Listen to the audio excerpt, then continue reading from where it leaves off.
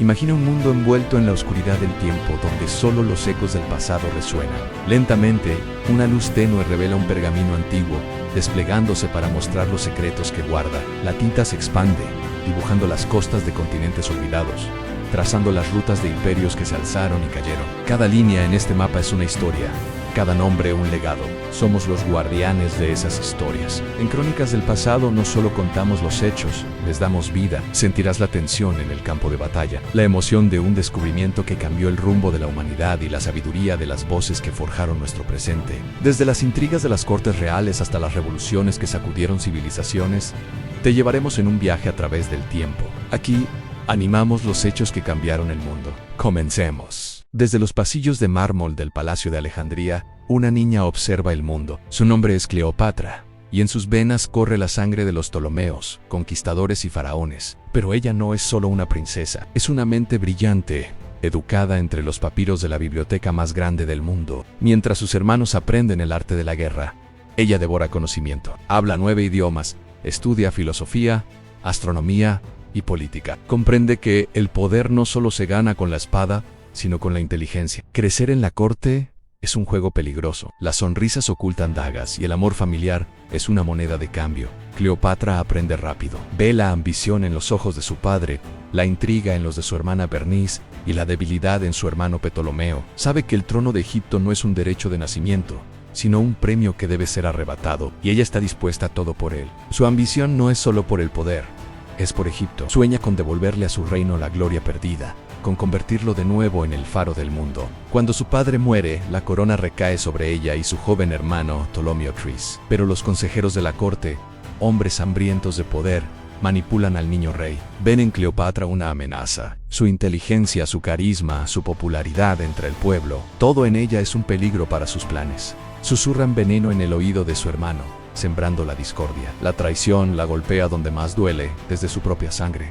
La acusan, la persiguen y finalmente la exilian. Una reina sin reino, una mujer sola contra el mundo. El desierto se convierte en su nuevo hogar, el sol abrasador, la arena interminable. Para otros sería una sentencia de muerte. Para Cleopatra es una forja. Lejos del lujo del palacio, en la soledad del exilio, su carácter se templa como el acero. El dolor de la traición se transforma en una determinación inquebrantable. No llora su pérdida, planea su regreso, reúne un pequeño ejército de leales, mercenarios atraídos por su oro y su audacia. En la quietud del desierto, Cleopatra renace. Ya no es la princesa erudita, es una guerrera. Y su objetivo es claro, volver a Alejandría y reclamar lo que es suyo. Mientras tanto, en Egipto, el caos reina. Una guerra civil desangra el país, y en medio de todo, llega el hombre más poderoso del mundo, Cayo Julio César. Viene a Roma a poner orden, pero Cleopatra ve algo más. Ve una oportunidad. Sabe que no puede enfrentarse a las legiones romanas ni al ejército de su hermano con su pequeña fuerza. Necesita un aliado, y qué mejor aliado que el propio César. Pero ¿cómo llegar hasta él encerrada como está fuera de la ciudad? La audacia, siempre su mejor arma, le da la respuesta. La noche es oscura cuando un mercader se presenta ante César con un regalo inusual, una alfombra enrollada. Los guardias la inspeccionan, sin encontrar nada sospechoso. La llevan ante el general romano y al desenrollarla, de su interior emerge ella, la reina de Egipto. Desafiante e inteligente, vestida no como una suplicante, sino como una reina. El aire en la habitación se carga de tensión. César el Conquistador queda fascinado, no solo por su belleza, sino por su valor, por la mente estratégica que ha ideado un plan tan arriesgado. Esa noche no se sella solo una alianza política, es el encuentro de dos mentes extraordinarias, una conexión que cambiará el curso de la historia. La guerra de Alejandría es breve pero brutal. Con el apoyo de César, Cleopatra recupera su trono, pero el precio es alto. La gran biblioteca, su santuario de la infancia, arde en parte durante los combates, y su hermano Ptolomeo se ahoga en el Nilo intentando huir. La victoria tiene un sabor agridulce. Ahora es la única soberana, la faraona de Egipto, pero su reino está debilitado, su tesoro vacío y su gente hambrienta. El verdadero trabajo apenas comienza. Se sumerge en la tarea de gobernar. A diferencia de sus ancestros, que se mantenían distantes, ella recorre el país, habla con su pueblo en su propio idioma, escucha sus problemas, implementa reformas económicas para estabilizar la moneda, reduce los impuestos para los agricultores y abre nuevos canales de comercio. Su gestión es una mezcla de pragmatismo y visión. Entiende que la fuerza de Egipto reside en la prosperidad de su gente, y poco a poco, con sus decisiones, el reino del Nilo comienza a florecer de nuevo. Su relación con César se profundiza. Juntos navegan por el Nilo en una barcaza dorada, no solo como amantes, sino como socios. Ella le muestra las maravillas de su civilización milenaria, y él ve en ella a la líder que necesita para estabilizar el Oriente. De esta unión nace un hijo, Ptolomeo Cesarión, que significa pequeño César. Para Cleopatra es más que un hijo amado. Es la encarnación de su más grande ambición. Un heredero que une la sangre de los faraones y el poder de Roma. Sueña con un futuro en el que Cesarión gobierne un imperio que se extienda desde las brumas de Britania hasta las arenas de Nubia. Para asegurar el futuro de su hijo, viaja a Roma. Es una jugada audaz. Se presenta en la capital del mundo no como una reina conquistada, sino como una aliada poderosa. Su llegada causa sensación. Los romanos, acostumbrados a una austeridad republicana, quedan deslumbrados por la opulencia y el exotismo de su corte, pero también genera miedo y resentimiento. Los senadores más conservadores ven en ella una amenaza para las tradiciones romanas, una reina oriental que podría corromper a su líder. La llaman la serpiente del Nilo, pero ella ignora los insultos. Sus ojos están puestos en el premio, el reconocimiento oficial de Cesarión como hijo de César. En ese momento, el mundo se derrumba en los idus de marzo. En el suelo del Senado, César yace apuñalado por aquellos en quienes confiaba. La noticia llega a Cleopatra como un rayo. No es solo la pérdida del hombre al que amaba, del padre de su hijo. Es el colapso de todo su plan, de todo su sueño. El pánico la inunda, un terror frío que no había sentido ni en el exilio. Está en Roma, sola, rodeada de enemigos y con un hijo cuyo nombre ahora es una sentencia de muerte. Su protector ha caído y el futuro que había construido con tanto cuidado se ha hecho añicos en un instante. Se encuentra en una encrucijada. El caos se apodera de Roma mientras los asesinos de César y sus herederos luchan por el poder. Para Cleopatra, cada segundo en la ciudad es un peligro. Con el corazón roto pero la mente clara, toma la única decisión posible. Debe huir, volver a Egipto, su única fortaleza. Mientras se prepara para partir, mira a su pequeño hijo, Cesarión. La alegría y la ambición que sentía por él se han mezclado con un miedo profundo. Ya no es el símbolo de un imperio unido, sino el último legado viviente de un hombre asesinado. Protegerlo se convierte en su única misión. La arquitecta del poder, la mujer que doblegó a César y gobernó un imperio frágil, es ahora, ante todo, una madre enfrentada a un mundo que se ha vuelto contra ella y su hijo. En medio de la lucha por el poder, Cleopatra regresó a Egipto, no como una reina derrotada, sino como una soberana decidida a asegurar el futuro de su reino y de su hijo Cesarión. La partida de ajedrez por el control del Mediterráneo estaba lejos de terminar, y una nueva pieza clave estaba a punto de entrar en juego. Marco Antonio, el carismático general y heredero político de César. El destino de Egipto y el de la propia Cleopatra dependería de su habilidad para navegar estas turbulentas aguas. Este es el relato del último y más dramático capítulo de su vida, la alianza, la guerra y la leyenda que forjó junto a Marco Antonio en su desafío final contra el poder implacable de Roma. Allá por el año 41 a.C., la ciudad de Tarso, en la actual Turquía, se preparaba para una visita que pasaría a la historia. Marco Antonio, ahora uno de los hombres más poderosos de Roma, había convocado a los líderes de Oriente para asegurar su lealtad y, sobre todo, sus recursos. Entre ellos estaba Cleopatra, la reina de Egipto, pero ella no acudiría como una vasalla sumisa. En lugar de presentarse en tierra, esperó a que Antonio la visitara a bordo de su magnífica barcaza en el río Sidno. Fue un golpe de teatro magistral.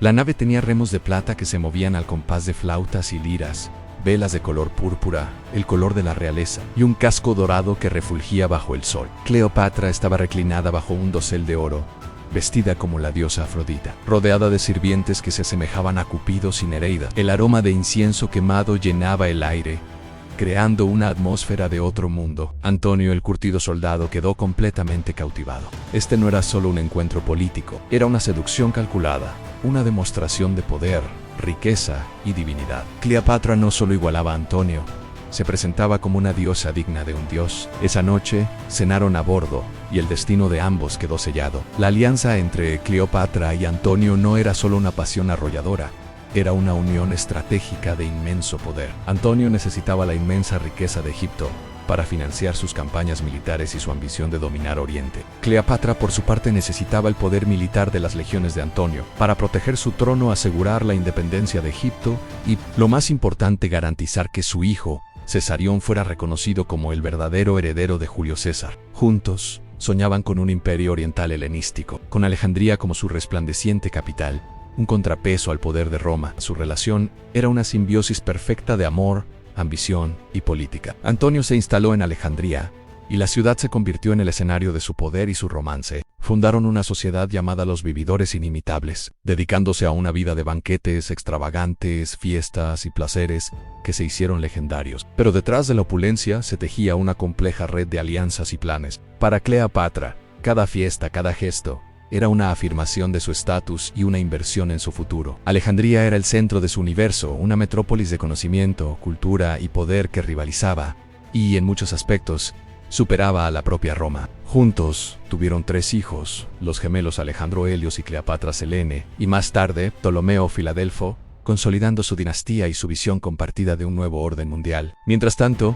en Roma, el otro gran protagonista observaba con creciente alarma. Cayo Octavio, el joven y astuto sobrino nieto y heredero adoptivo de César, veía la alianza de Antonio y Cleopatra como una amenaza directa a su propia ambición y al futuro de Roma. Frente al derroche de Antonio, Octavio respondía con disciplina, cálculo y una maquinaria propagandística implacable. Cada noticia que llegaba desde Alejandría era cuidadosamente manipulada y presentada al pueblo y al Senado romano como una prueba de la decadencia de Antonio. Lo acusaba de haber abandonado sus deberes como romano, de haberse convertido en un déspota oriental, hechizado por una reina extranjera y peligrosa. La guerra de propaganda fue brutal. Octavio pintaba a Cleopatra no como una aliada, sino como una hechicera ambiciosa que pretendía subyugar a Roma. Antonio, a su vez, intentaba legitimar su posición y la de Cesarión. Pero sus mensajes apenas llegaban a una Roma cada vez más hostil.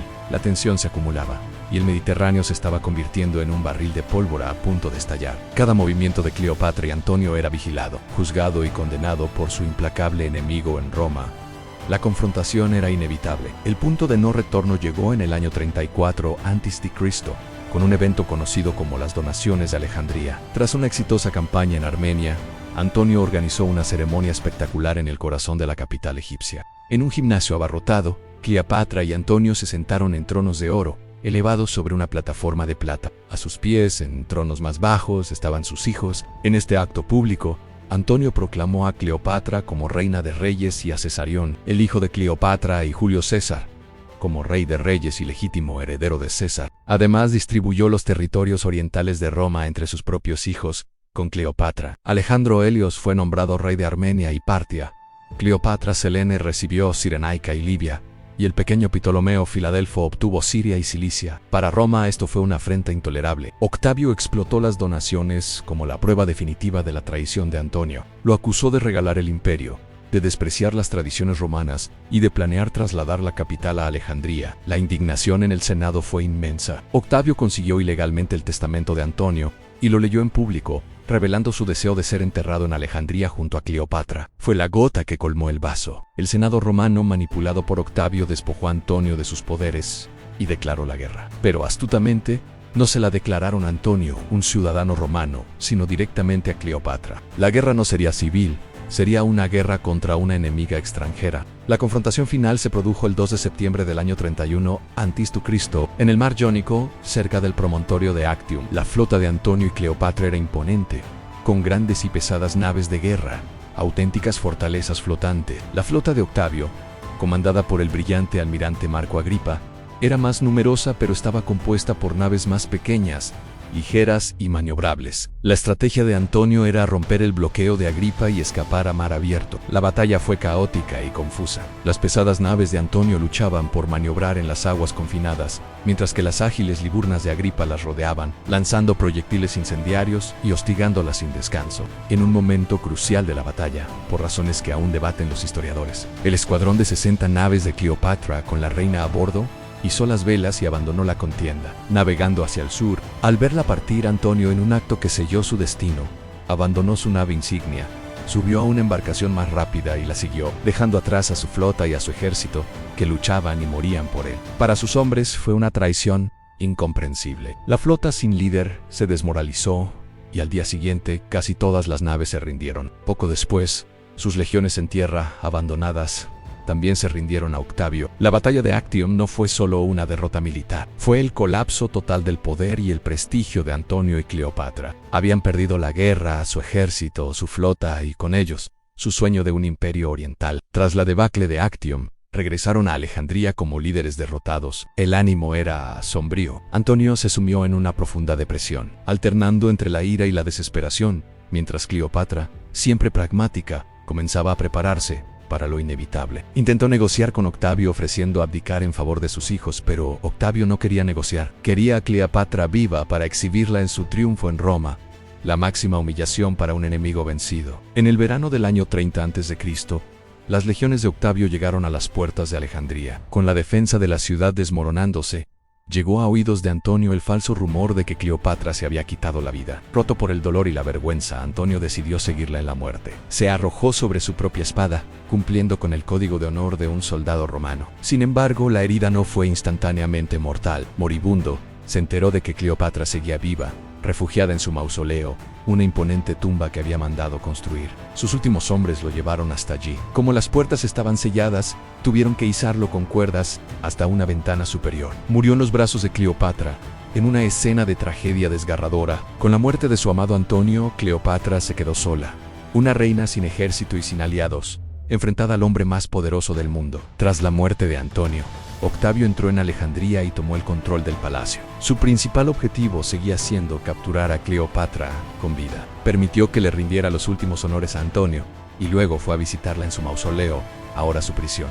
Fue el encuentro final entre los dos grandes rivales por el legado de César. Cleopatra, a pesar de su dolor y su desesperación, intentó un último acto de seducción y negociación. Se presentó ante la enferma y desolada, pero sus ojos aún conservaban el fuego que había cautivado a dos de los hombres más grandes de su tiempo. Trató de apelar a su piedad, de justificar sus acciones, de asegurar un futuro para sus hijos. Pero Octavio era inmune a sus encantos. Era frío, pragmático y su decisión estaba tomada. No le ofreció ninguna esperanza. Cleopatra comprendió entonces que su destino estaba sellado al ser encadenada y arrastrada por las calles de Roma. Esa humillación era algo que su orgullo de reina descendiente de los Ptolomeos jamás podría soportar. Tras la partida de Octavio, comenzó a preparar su propio final. Quería morir como una reina, no como una prisionera. La leyenda cuenta que ordenó que le trajeran una cesta de higos, dentro de la cual se escondía un áspid, la cobra egipcia, símbolo de la realeza divina y pasaporte a la inmortalidad. El 10 de agosto del año 30 a.C.,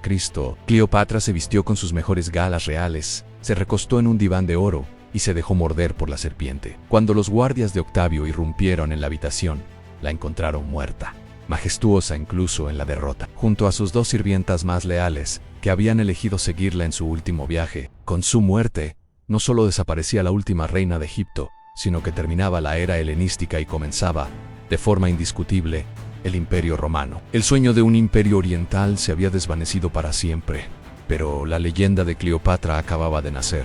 La muerte de Cleopatra marcó el fin de una era. Egipto se convirtió en una provincia romana, el granero personal del emperador. Octavio, ahora conocido como Augusto, el primer emperador de Roma, aseguró su poder absoluto. Para borrar cualquier amenaza futura a su linaje, ordenó la ejecución de Cesarión, el hijo de Cleopatra, y Julio César, declarando fríamente que 2 Césares son demasiados. Perdonó la vida a los hijos de Cleopatra y Antonio, quienes fueron llevados a Roma y criados por la esposa de Octavio. Cleopatra Selini, la única hija mujer, llegaría a ser una reina poderosa por derecho propio en el reino de Mauritania. Aunque Octavio intentó vilipendiar la memoria de Cleopatra en Roma, su historia se negó a desaparecer. Se convirtió en una figura de fascinación inagotable, un símbolo de poder femenino, de inteligencia y de desafío. Fue la última faraona, una mujer que gobernó en un mundo de hombres, que habló múltiples idiomas, que dominó la política internacional y que se atrevió a soñar con un imperio que rivalizara con Roma. Su trágico final no fue una simple derrota, sino un acto final de autoafirmación, eligiendo la muerte antes que el deshonor. Su historia, una mezcla de ambición, amor, poder y tragedia, ha resonado a través de los siglos, convirtiéndola en una de las figuras más icónicas y perdurables de toda la historia. Gracias por acompañarnos en este viaje. No olvides suscribirte para más historias que marcaron nuestro mundo.